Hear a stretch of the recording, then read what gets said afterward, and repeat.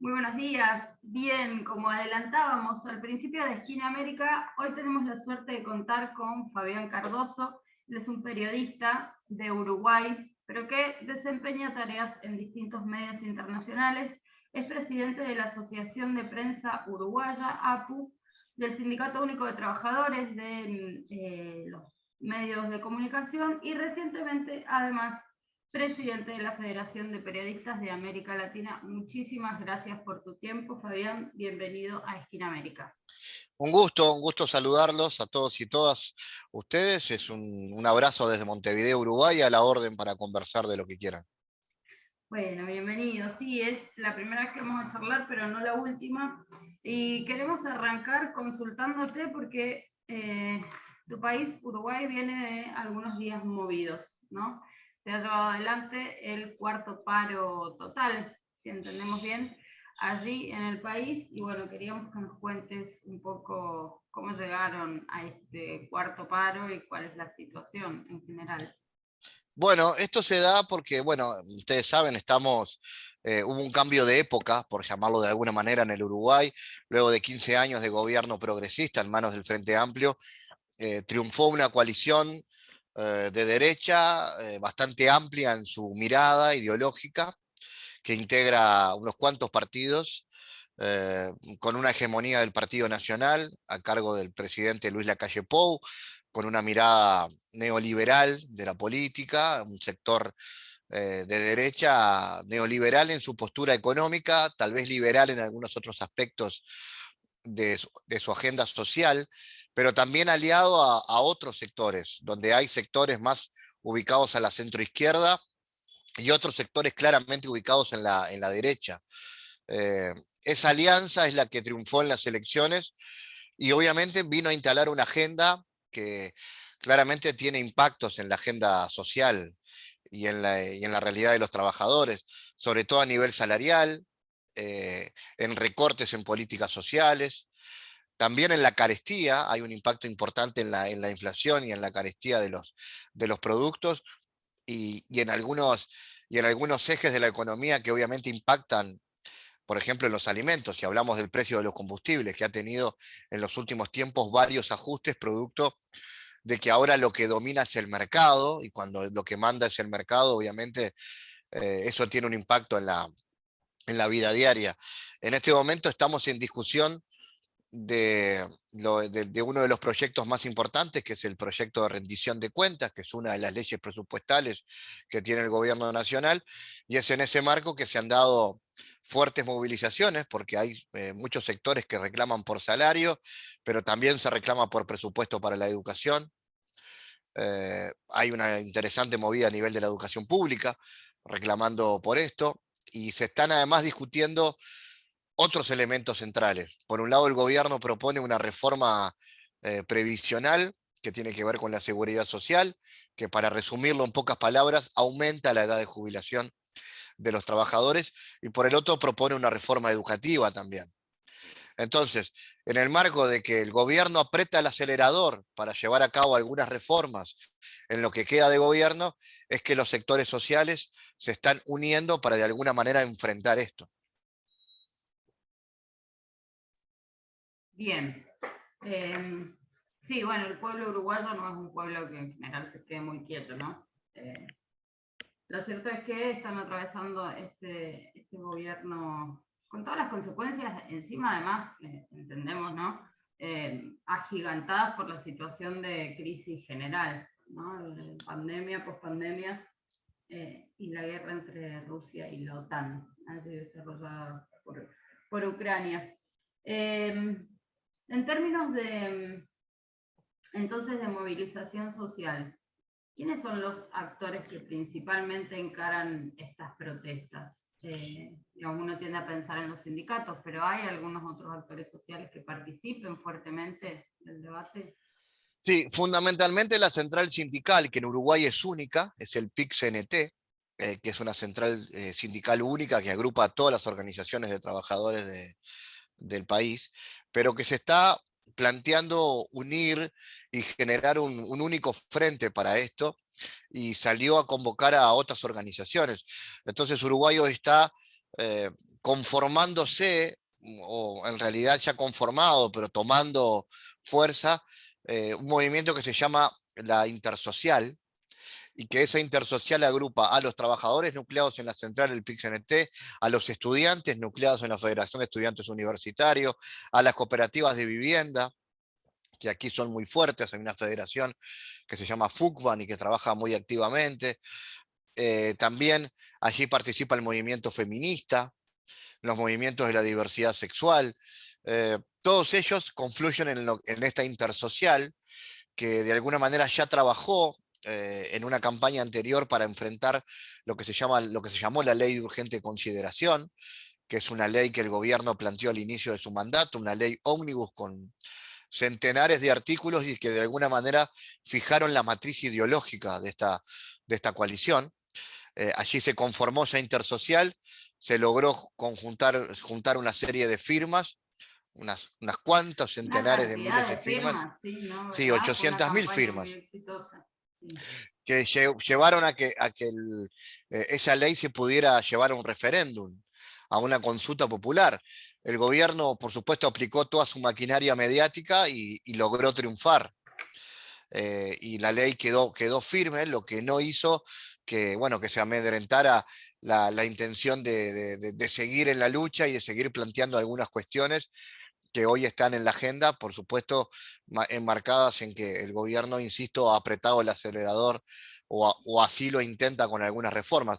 Así que hoy viene por el lado de la intersocial, esa agrupación de organizaciones que integran diversos colectivos. Bien, hablabas justamente, Fabián, de la estrategia comunicacional en contra de lo que fue el referéndum para frenar la LUC. Ahora, nosotros también en Argentina venimos, bueno, de un episodio que sintetiza una guerra comunicacional campal en contra de Cristina Fernández de Kirchner y de todo aquello que represente un proyecto nacional y popular. Entonces, me pregunto, y siendo vos, por supuesto, un trabajador del ámbito de la comunicación, ¿cómo evalúas este trabajo, esta estrategia comunicacional de goteo permanente de noticias falsas, de operaciones, de causas armadas en los medios masivos de comunicación y no en los tribunales? ¿Cómo funciona en Uruguay? Bueno, en Uruguay, como decimos siempre, es un país chico al cual las cosas llegan un poco tarde, pero terminan llegando igual.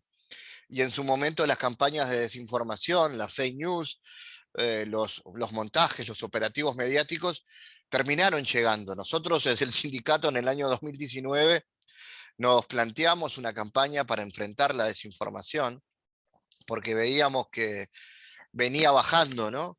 Había empezado, si se quiere, en el Reino Unido con el Brexit, había estado en Estados Unidos con la llegada de Donald Trump, pero luego había llegado ese fenómeno donde en Brasil hizo estragos y así se crean los Bolsonaro, ¿no? En base a campañas de desinformación, manipulando la opinión pública, como sucedió en Argentina durante el gobierno de Mauricio Macri y esa alianza con los grandes medios de comunicación para impactar, perdón, sobre el campo nacional y popular.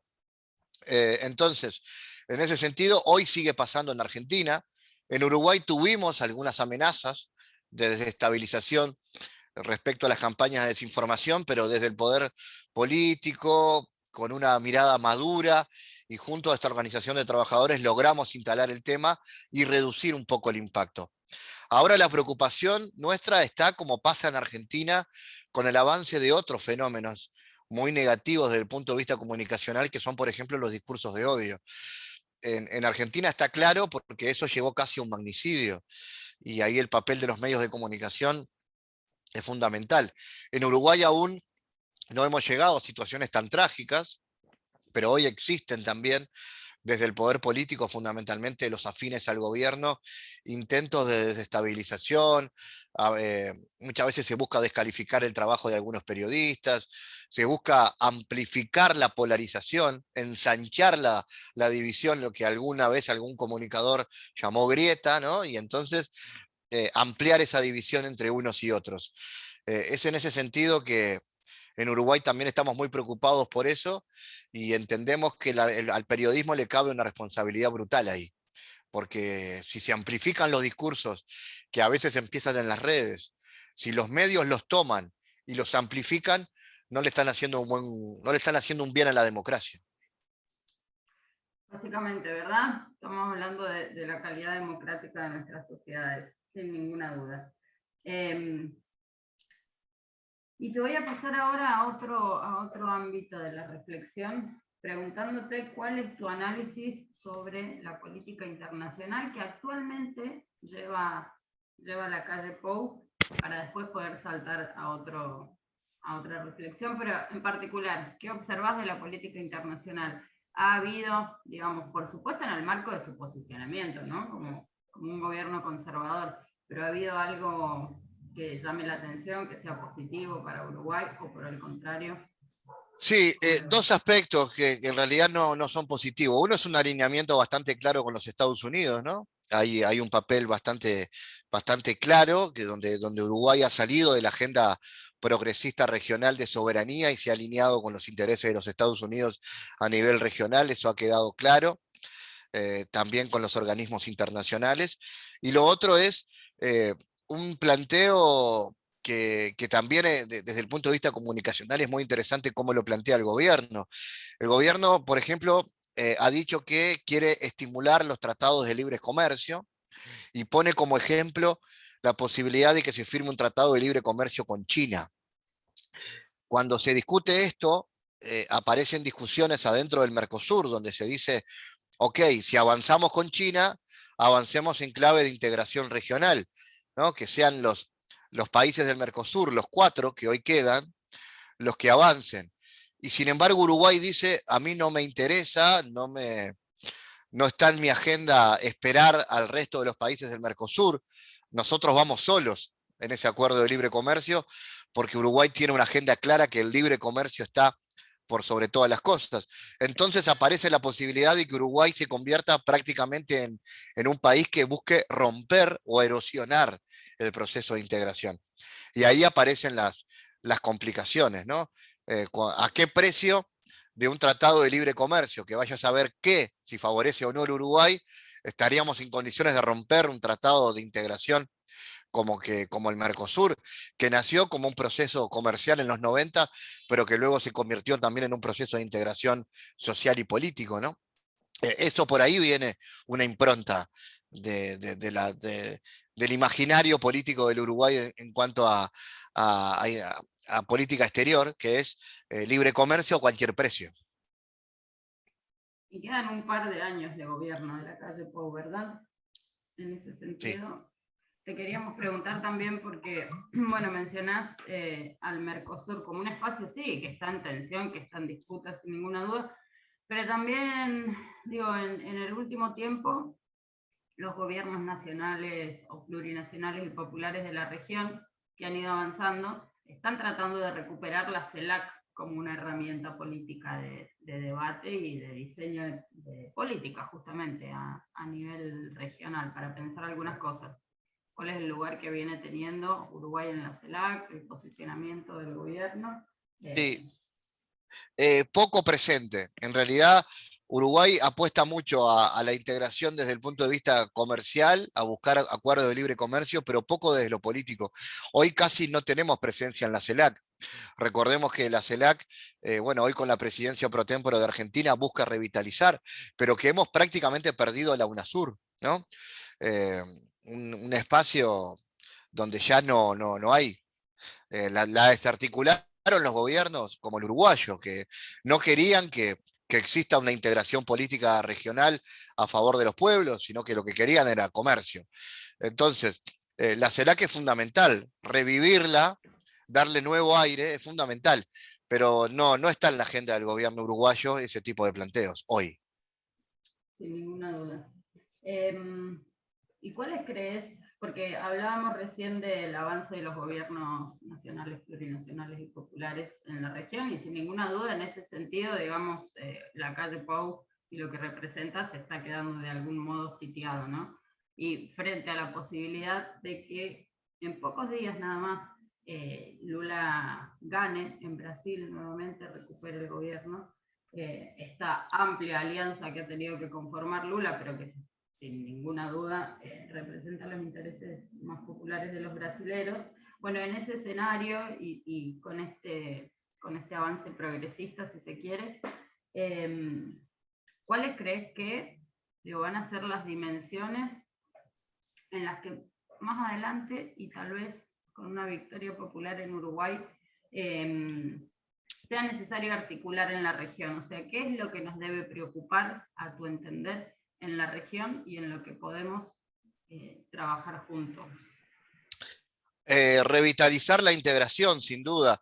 Fíjate la situación que vivimos los países de la región en pandemia, ¿no? Y algunos analizábamos qué distinto hubiera sido si, por ejemplo, hubiéramos tenido una integración real de los pueblos, por ejemplo, a la hora de comprar las vacunas o de pensar en medicamentos, en políticas sanitarias para la población, en lugar de que cada país salga a hacer sus acuerdos con las multinacionales del sector farmacéutico, que siempre lo que buscan es el lucro.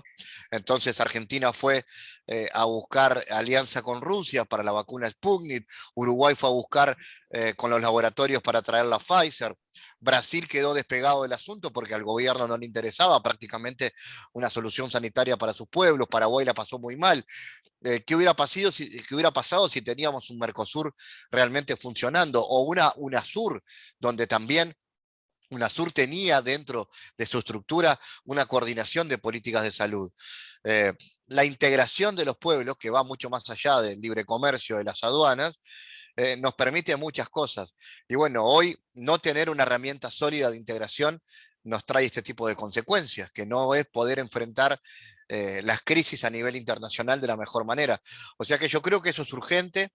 La esperanza que trae el resultado en Brasil del posible triunfo de Lula, yo creo que va a ser un aliciente fundamental a lo que ya ha sucedido en otros países, la esperanza que deposita el triunfo de Gabriel Boric en Chile, lo de Petro en Colombia.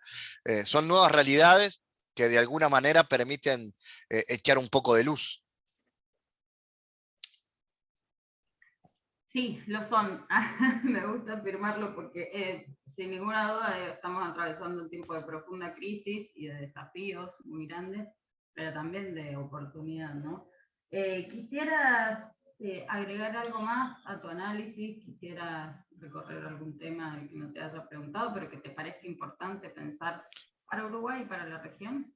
No, decirte que en Uruguay también estamos discutiendo que el gobierno está pretendiendo bajar la ley de medios que el gobierno del Frente Amplio había instalado, una situación no muy distinta a lo que pasó en Argentina durante el gobierno de Macri. Uruguay avanzó con la regulación a nivel de medios de comunicación durante los gobiernos del Frente Amplio, en una ley que buscaba de alguna manera reducir la cantidad de concentración mediática, que es muy parecida. Aquí también hay grupos poderosos que buscan, bueno, ensancharse, engordar, conformando medios. Este gobierno primero intentó derogar la ley, ahora lo que busca es sustituirla por otra, que aumenta la cantidad de medios de comunicación que un grupo económico puede tener, una realidad que yo sé que ustedes manejan muy bien y que a su vez también ha pasado en otros países de la región. Por ahí la agenda. Lamentablemente, te Sí, pregunto, perdón, ¿pasaría la discusión de una nueva ley, pasaría por el Congreso? sí, sí. Y ahí es fundamental la oposición que los movimientos sociales estamos haciendo a eso, porque es un tema del cual muchas veces la gente no tiene mucha idea, ¿no? Poco le interesa. ¿Cómo es eso, una ley de medios? ¿Qué quiere decir? Si los sectores, si los movimientos sociales, si los trabajadores no ponemos ese tema en la agenda, el gobierno la saca rápido y nadie se entera.